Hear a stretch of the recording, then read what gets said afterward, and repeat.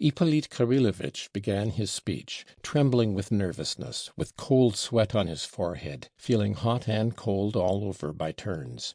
He described this himself afterwards. He regarded this speech as his chef d'œuvre, the chef d'œuvre of his whole life, as his swan song. He died, it is true, 9 months later of rapid consumption, so that he had the right, as it turned out, to compare himself to a swan singing his last song. He had put his whole heart and all the brain he had into that speech. And poor Ippolit Kirillovitch unexpectedly revealed that at least some feeling for the public welfare and the eternal question lay concealed in him. Where his speech really excelled was in its sincerity. He genuinely believed in the prisoner's guilt. He was accusing him not as an official duty only, and in calling for vengeance he quivered with a genuine passion for the security of society. Even the ladies in the audience, though they remained hostile to Ippolit Kirillovitch, admitted that he made an extraordinary impression on them. He began in a breaking voice, but it soon gained strength and filled the court to the end of his speech.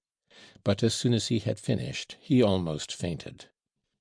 "Gentlemen of the jury," began the prosecutor, "this case has made a stir throughout Russia. But what is there to wonder at? What is there so peculiarly horrifying in it for us? We are so accustomed to such crimes. That's what's so horrible, that such dark deeds have ceased to horrify us. What ought to horrify us is that we are so accustomed to it, and not this or that isolated crime. What are the causes of our indifference, our lukewarm attitude to such deeds, to such signs of the times, ominous of an unenviable future? Is it our cynicism? Is it the premature exhaustion of intellect and imagination in a society that is sinking into decay in spite of its youth? Is it that our moral principles are shattered to their foundations, or is it perhaps a complete lack of such principles among us? I cannot answer such questions; nevertheless they are disturbing, and every citizen not only must but ought to be harassed by them. Our newborn and still timid press has done good service to the public already, for without it we should never have heard of the horrors of unbridled violence and moral degradation which are continually made known by the press, not merely to those who attend the new jury courts established in the present reign, but to everyone. And what do we read almost daily? Of things beside which the present case grows pale and seems almost commonplace. But what is most important is that the majority of our national crimes of violence bear witness to a widespread evil, now so general among us that it is difficult to contend against it. One day we see a brilliant young officer of high society, at the very outset of his career, in a cowardly underhand way, without a pang of conscience, murdering an official who had once been his benefactor, and the servant girl, to steal his own IOU, and what ready money he could find on him. It will come in handy for my pleasures in the fashionable world, and for my career in the future.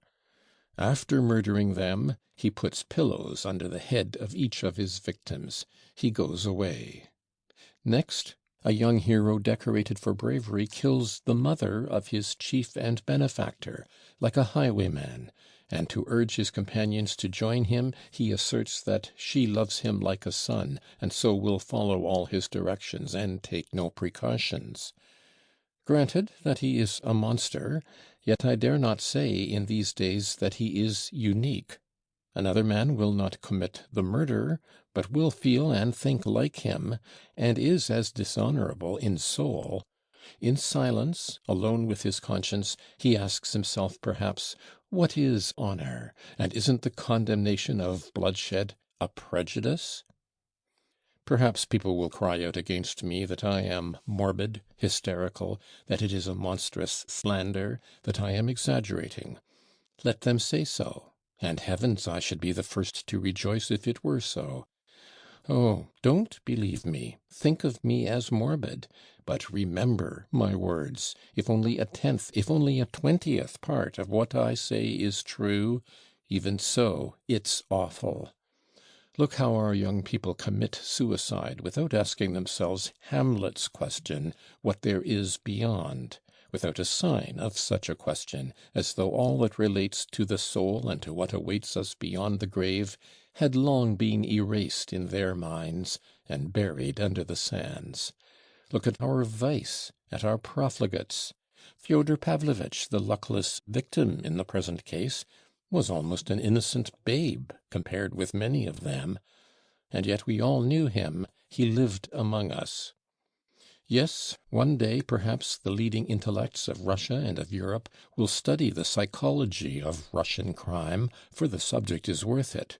But this study will come later, at leisure, when all the tragic topsy-turvydom of today is farther behind us, so that it's possible to examine it with more insight and more impartiality than I can do. Now we are either horrified or pretend to be horrified, though we really gloat over the spectacle, and love strong and eccentric sensations which tickle our cynical, pampered idleness. Or, like little children, we brush the dreadful ghosts away and hide our heads in the pillow, so as to return to our sports and merriment as soon as they have vanished. But we must one day begin life in sober earnest. We must look at ourselves as a society.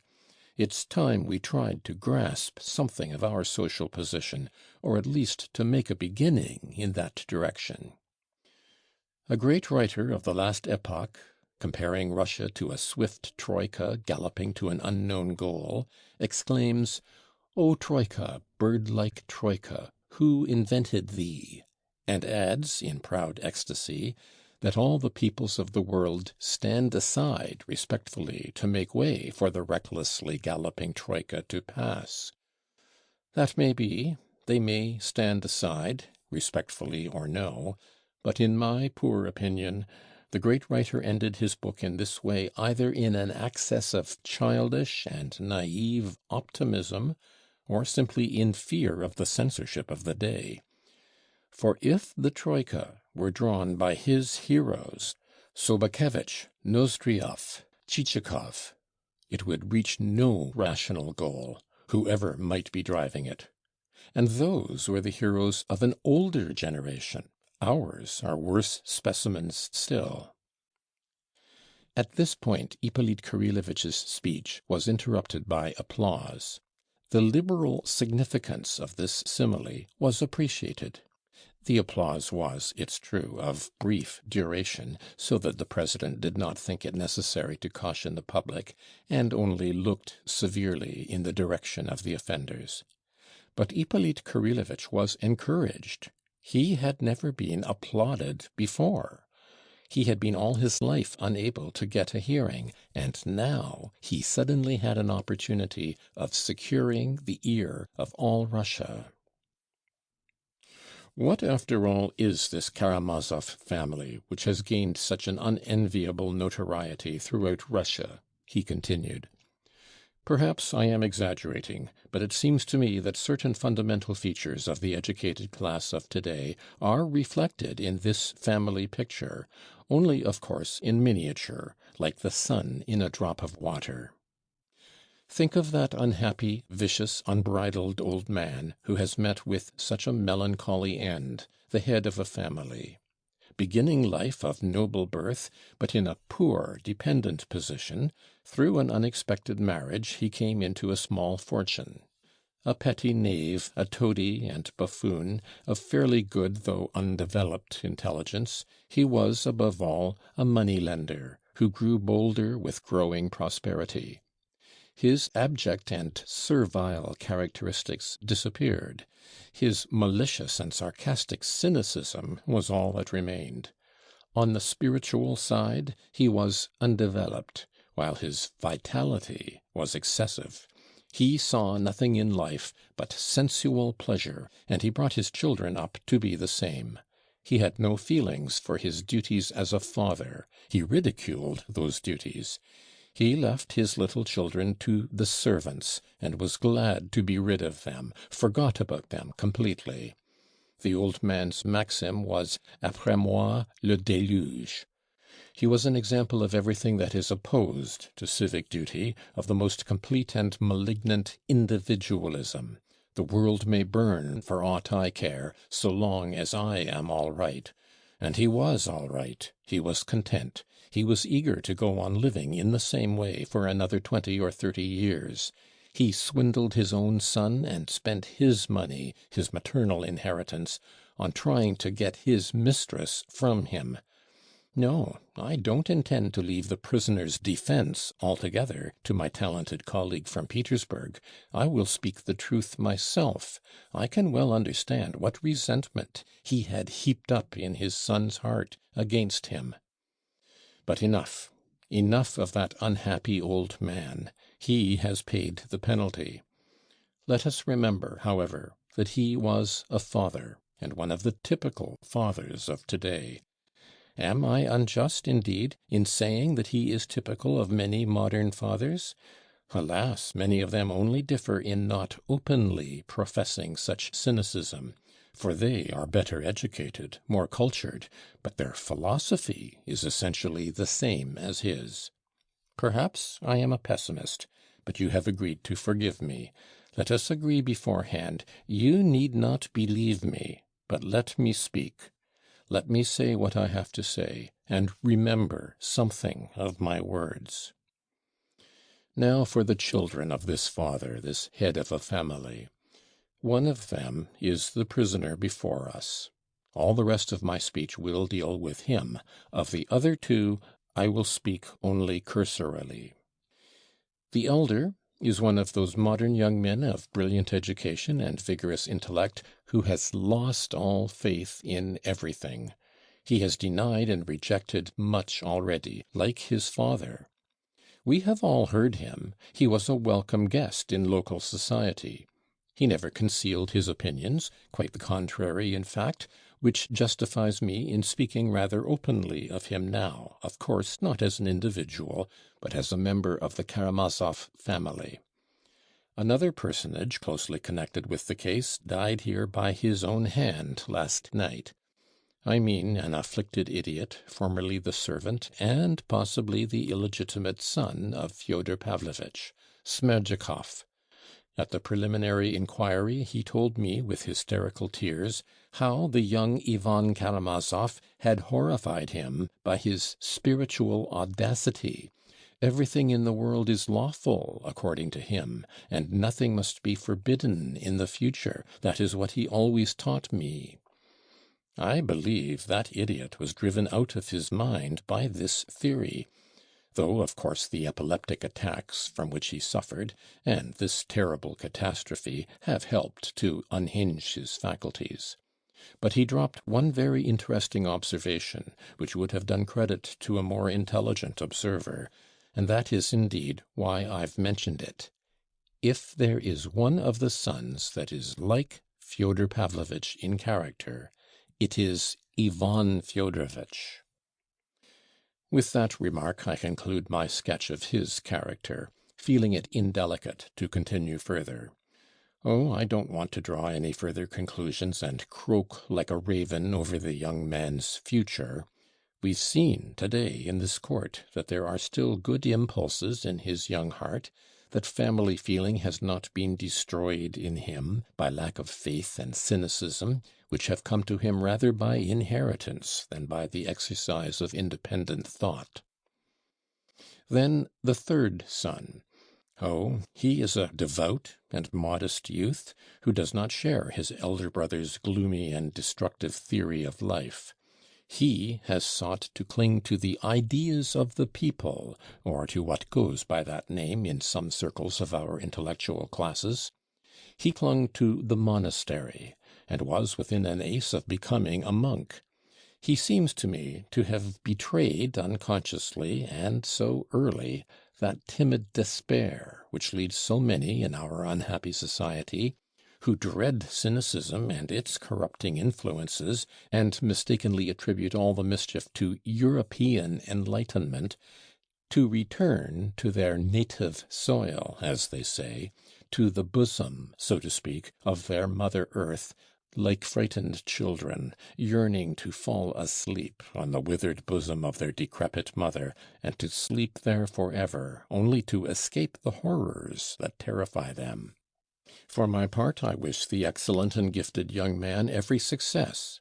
I trust that his youthful idealism and impulse towards the ideas of the people may never degenerate, as often happens, on the moral side into gloomy mysticism, and on the political into blind chauvinism, two elements which are even a greater menace to Russia than the premature decay, due to misunderstanding and gratuitous adoption of European ideas, from which his elder brother is suffering.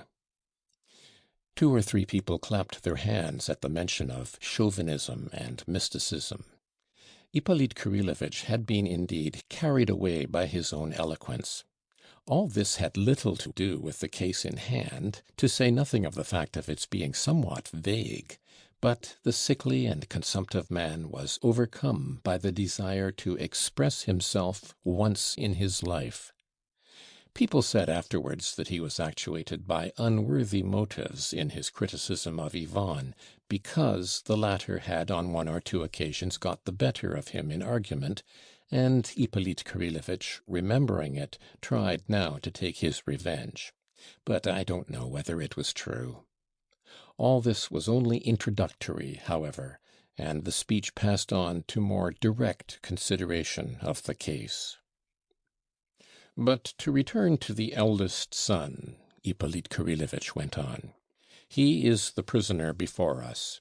We have his life and his actions too before us. The fatal day has come, and all has been brought to the surface.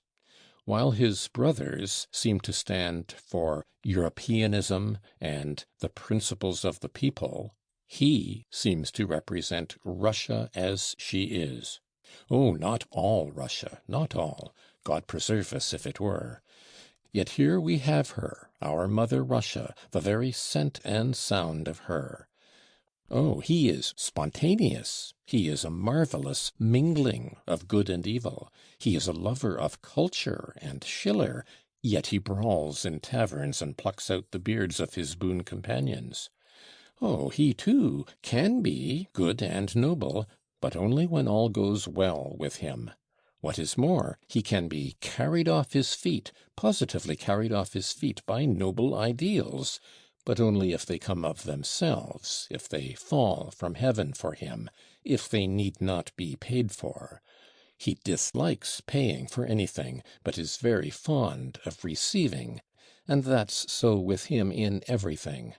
Oh, give him every possible good in life, he couldn't be content with less, and put no obstacle in his way, and he will show that he too can be noble. He is not greedy, no, but he must have money, a great deal of money, and you will see how generously, with what scorn of filthy lucre, he will fling it all away in the reckless dissipation of one night. But if he has not money, he will show what he is ready to do to get it when he is in great need of it. But all this later. Let us take events in their chronological order. First, we have before us a poor abandoned child, running about the backyard without boots on his feet, as our worthy and esteemed fellow citizen, of foreign origin, alas, expressed it just now. I repeat it again, I yield to no one the defense of the criminal. I am here to accuse him, but to defend him also. Yes, I too am human. I too can weigh the influence of home and childhood on the character.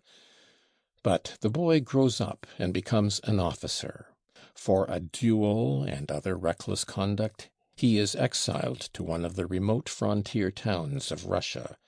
There he led a wild life as an officer. And of course he needed money, money before all things, and so, after prolonged disputes, he came to a settlement with his father, and the last 6,000 was sent him.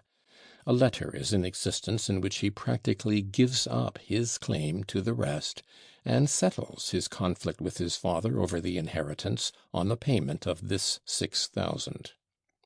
Then came his meeting with a young girl of lofty character and brilliant education.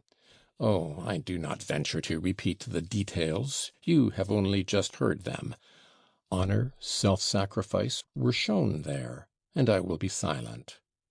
The figure of the young officer, frivolous and profligate, doing homage to true nobility and a lofty ideal, was shown in a very sympathetic light before us.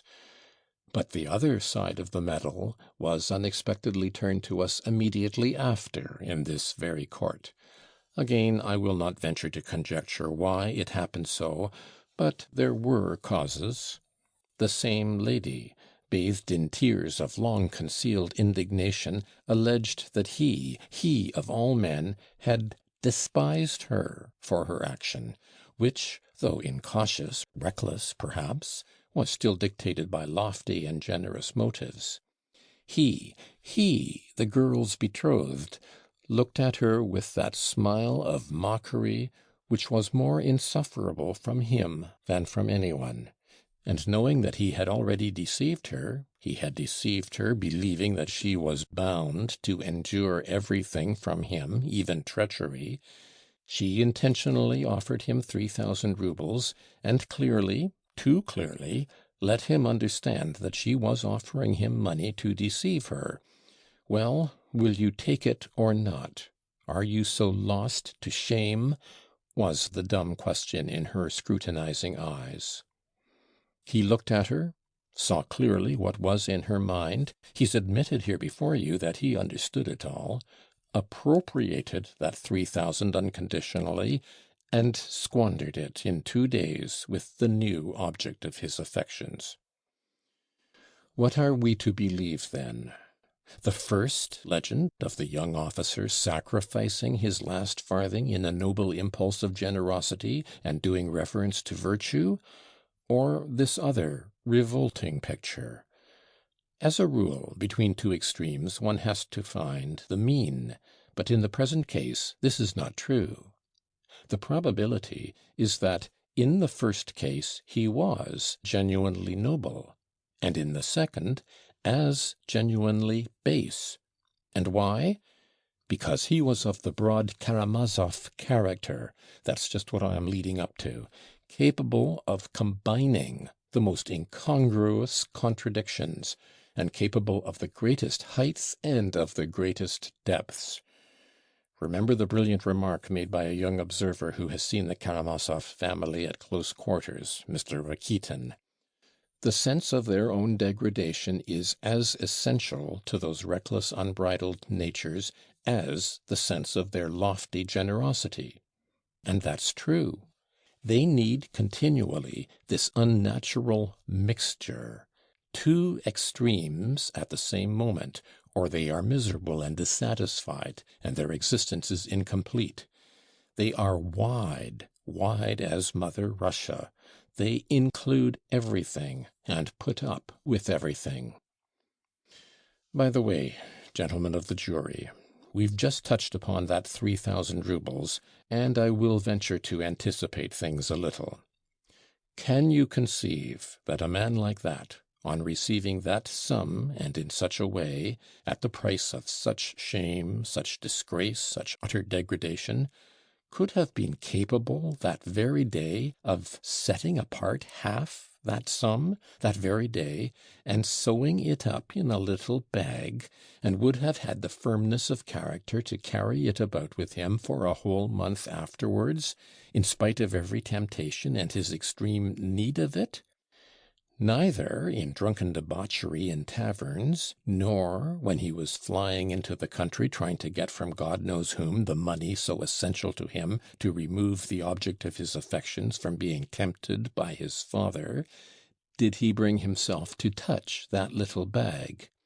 Why, if only to avoid abandoning his mistress to the rival of whom he was so jealous, he would have been certain to have opened that bag, and to have stayed at home to keep watch over her, and to await the moment when she would say to him at last, "I am yours," and to fly with her far from their fatal surroundings. But no, he did not touch his talisman. And what is the reason he gives for it? The chief reason, as I have just said, was that when she would say, "I am yours, take me where you will," he might have the wherewithal to take her.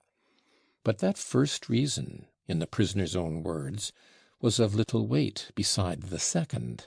"While I have that money on me," he said, "I am a scoundrel, not a thief, for I can always go to my insulted betrothed, and, laying down half the sum I have fraudulently appropriated, I can always say to her, 'You see, I've squandered half your money and shown I am a weak and immoral man, and, if you like, a scoundrel.' I use the prisoner's own expressions. But though I am a scoundrel, I am not a thief, for if I had been a thief, I shouldn't have brought you back this half of the money, but should have taken it as I did the other half." A marvelous explanation!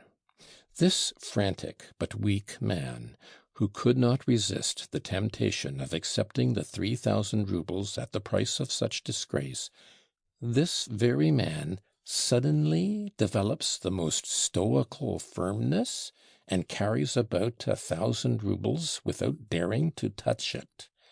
Does that fit in at all with the character we have analyzed? No.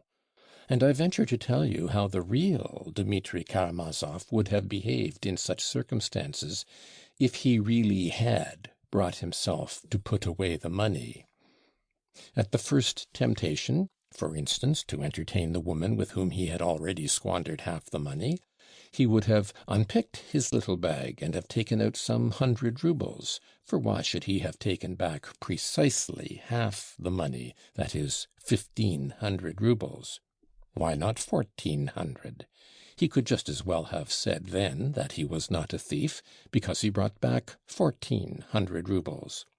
Then another time he would have unpicked it again and taken out another 100, and then a third, and then a fourth, and before the end of the month he would have taken the last note but one, feeling that if he took back only 100 it would answer the purpose, for a thief would have stolen it all.